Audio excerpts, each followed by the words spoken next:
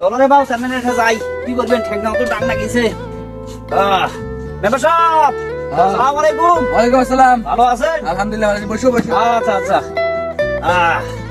কি ব্যাপার, কি কারণে আসলেন, কি ব্যাপার?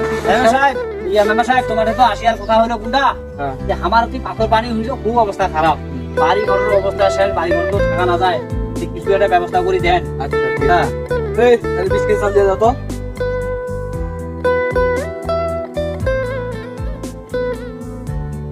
মেম্বার সাহেব এদিকে এই চাউলটা ছাড়া কি আর অন্য কোনো বুদ্ধি হয় না?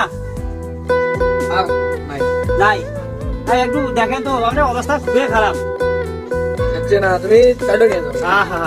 সেইটা নিয়ে যায় নাকি? কি কি হয় কপালে। মেম্বার সাহেব এই যাবার সময় একটা কথা কবার চাচ্ছি। ও হ্যাঁ ও কব আমার দিয়ে ওই যে পাথর পানি, তোমরা দিলেন চাউল, আর এই চাউল দিয়া আমরা করবো আটা, আর এই আটা দিয়া হারে আমরা মন্দামো টিনের ফাটা।